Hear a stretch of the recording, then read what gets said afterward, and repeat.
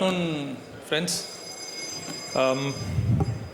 I represent industry here, not just only Tata Motors. I head the buses and vans business of Tata Motors. We have one of the unique proposition where we design, manufacture, sell, maintain the EV buses, because we are talking about green, so therefore some related. But we also run. So I wear two hats where I design, manufacture, sell, service, maintain the buses. I also design. I have one more hat where I am the CEO of the organization that runs those buses. So today, what I am going to share is the experience that we have.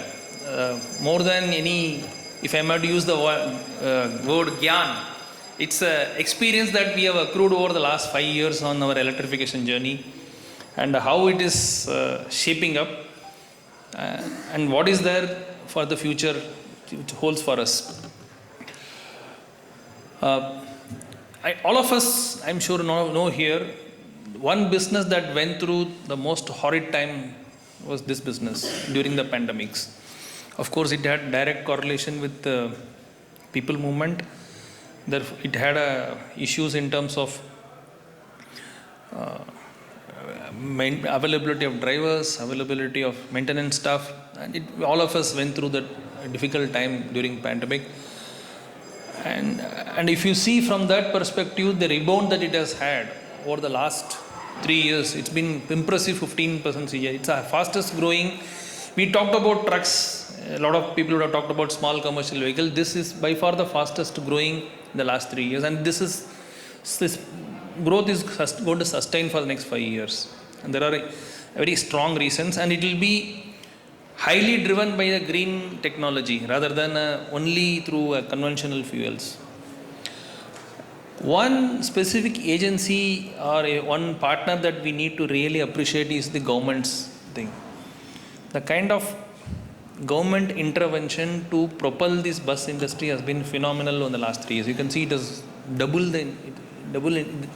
government intervention has doubled the industry in its segment. And I must take a moment to appreciate, because getting into a green technology was something new to India. We have not had the backing of any other great technology available somewhere. Most of us have done a homegrown thing, especially Tata Motors. We did a homegrown thing. We developed our own buses when first requirement of EV buses came. So if I have to seek customers, because they also went through this challenge along with us in this journey of electrification. I spoke about government, component manufacturer. This was something completely new for them, very, very new for them in terms of aggregates, motors, drives, battery management system, battery cooling system, so on and so forth, axles. So they did a fantastic work in the last 4 or 5 years, and the financing has completely changed in this, as far as the green age is concerned. It's no longer just an hypothecation that we all know. That's how a traditional business model is. Here it is more of a leasing and a project funding, which is driving this, which is going to catapult this industry to very high levels. So what are the factors that are helping this growth that we are going through and we are seeing? One is STU. STU means State Transport Undertaking, which is that government-owned companies which have the basic responsibility for transportation. There is an aging fleet which they need to replace. COVID has already put a brake in terms of replacement, so that also has to pick up. Therefore, in terms of replacement demand, STUs is big. This chart shows here is the kind of urbanization that we are witnessing. Cities are becoming cities. I still remember, I am based out of Bombay. I'll give you an example of Pune and Bombay. Hinjewadi in 2007 used to be outskirts of Pune. If you are a Pune, I'm sure a lot of people nod their head. So today it's not. It's not. At least I met 3 of participants here who are commuting from Hinjewadi. So cities are getting bigger. Bombay Pune Express Highway, I think on either side about 30 kilometers we have got residential things or some business establishments coming in. So actually Pune is now Maybe Lonavala will be part of Pune in about 5-7 years, possibly. So there are cities are getting, because this is very clear urbanization trend going on. What 3 things it's propelling? One, the moment urbanization comes, you need more commute inside the city for work. It will come up residential apartments and buildings, you need schools. Therefore, and then you need a staff buses. So these 3 things will propel, and even if metro comes, you need a metro feeder buses. So therefore, and all these are going to be in the future, near future is going to be propelled only through electric. Intercity travel, because of urbanization, there is a huge migration from tier 2 to tier 3, tier 3 to tier 2, and tier 2 to tier 1. This is migration is going on, and therefore, whether it is Gudi Padwa, whether it is Diwali, whether it is Christmas or any other festival, you actually see more number of buses carrying people to their destinations and vice versa. Long weekend, people go to their hometown. So therefore, it is propelling in intercity travel. Electrification is the core of everything, because we don't have a choice but to move towards very strong electrification. Especially after COVID, 2 families joining together, going for a 3-day trip outside, than the mass transport which used to be in the trains and buses. This is resulting in a new segment being created in terms of mini buses and tourism or vans. These are the tailwinds. Now, but there are some macroeconomic indicators that are showing. We measure the passenger movement as a billion kilometer. This is going to grow upwards of 30%. Passenger billion kilometer. That is number of passenger into number of kilometers a bus, total bus in the India travels. It is going to phenomenally over the next 5 years. Policy push. I'll tell you what is the policy push here. Indian bus penetration is 1.2 per bus per 1,000 population. And all of us know the population of India has already overtaken China's population, and China it is 2.1. So imagine if from 1.2, if India goes to 1.5 buses per 1,000 population, this industry will double or triple. Plus you have replacement. So this is going to be a phenomenal explosion in the next 5 years. The last 14% to 16% is going to be the highway growth over the next 5 years. That's the public domain reports are suggesting. So all these are going to catapult this.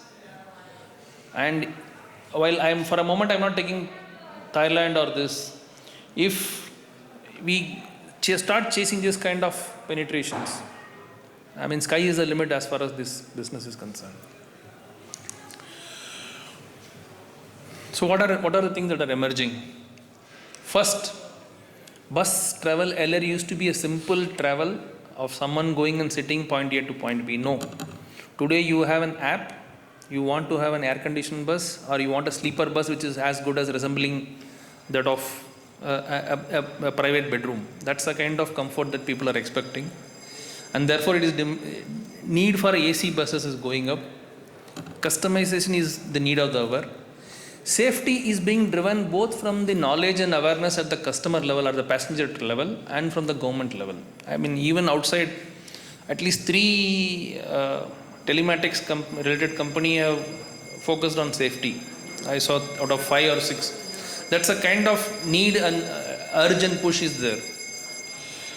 Now the question comes, sir, how are we? We are facing a lot of challenges in terms of battery infrastructure, charging infrastructure. A lot of things are coming. But if you have, we have an electrification group, a WhatsApp group. Every day I get at least 3 messages which is showing disruption across the world. People just keep dropping the messages and this is what is happening. The maximum messages, if I have to give you a statistics, maximum thing is on these things. Ultra fast charging, 1C, 3C charging, fast flash charging, panto charging, battery swapping, so on and so forth. This is the maximum amount of disruption, maximum quantum of change is completely in this. The next is on the material in terms of how can you improve the charge density, how can you improve the state of charge, how can you improve the state of health of the battery after the end of 7 or 8 or 9 years. So that's very, very strong disruptions and innovations are happening on a daily basis in this. So this is, you will witness the maximum innovations in this space. Where specifically to India, I mean, all of you will be very pleasantly said, 10,000 tenders came up from the government alone in the last 2 years. close to 20,000 buses are to be delivered to them. Total order backlog, total. Government is putting a lot of effort. PM E-Bus Seva is one which has given huge outlay of capital, plus PLI, FAME subsidy, so on. Plus states have given their own EV policy subsidies. This is propelling this. Over the next 5 years, intercity and staff segment are going to be the growth drivers apart from whatever government is doing on the city buses. So all these are going to catapult to this. Now let me come to how the business is. Whenever such things happen, there will be a disruption in the business model. Every vehicle will be a connected vehicle. It's not that Ola and Uber is something that personalized taxi that we spoke about a decade ago. Today in buses, you can choose a bus, choose a seat and choose a time within intercity or within the city or outside city. So connected vehicle has become the order of the day. And therefore, as an OEM, the disruption that we are seeing, it is not the bus that you are selling. It's a mobility that you are being packaged in the market. It has become mobility as a service, which was hitherto was only related to only taxis. The best it was on taxis. This is evolving big time. As I talked about personal, you can choose the seat and time. Since a lot of electronics are thrown in, the role of OEMs have become very, very critical in maintenance. That's why earlier customers used to maintain their own vehicles. Today, they are looking up the fleet management solutions from the OEM. So it's a fundamental shift, a complete disruption as far as how the business is done in this business, how a passenger travels in a bus.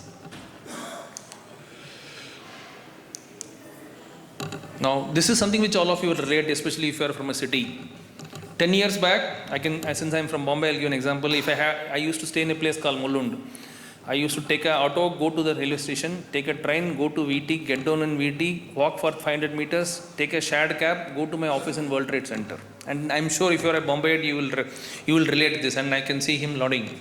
And this is and this is exactly what I used to do.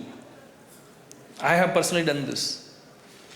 Today, my colleagues in my office is in Andheri, my colleagues in office do this.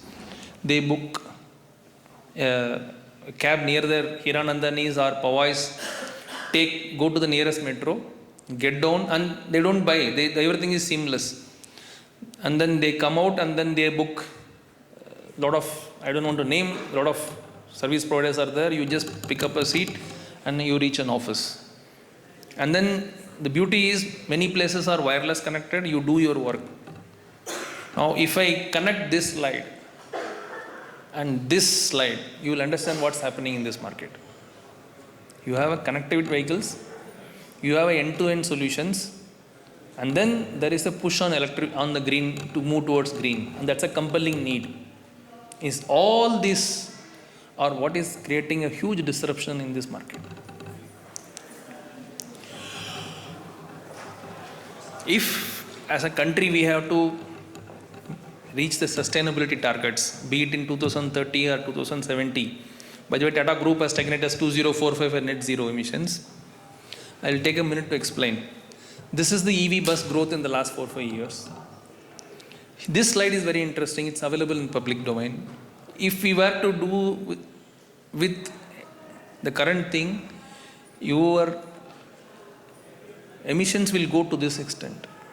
But if you want to reach by 2050, you need to have a combination of electric plus other technologies. And that's the race that we are in. So it is not what if it will happen. It has to happen if you have to meet the net zero emission norms. And many of us have taken a net zero emission even before the government has started. In this journey, we have deployed many buses in electric buses. We have buses running in Srinagar at minus 20 degrees. We have buses running in Delhi at 45 degrees and in Ahmedabad at around 40-42 peak. So that way the products have evolved in this domain. Now what's going to change? By 2035, your profit pool from data is going to be 14%. Today it is at 0. So it's going to generate data, it's going to generate a lot of consumer preferences, consumer behavior. that someone is going to monetize to the extent of 14% of your profit, which is currently at zero. What we have done in this journey, 30 more seconds. We have done 4.5 times the journey. 31 crore kilometers we have run in EVs. 199k ton carbon emissions we have cut down, and we have impacted 13,000 people's lives directly or indirectly. The future is here to stay, safe and sound, green, clean and sustainable. Thank you for this opportunity.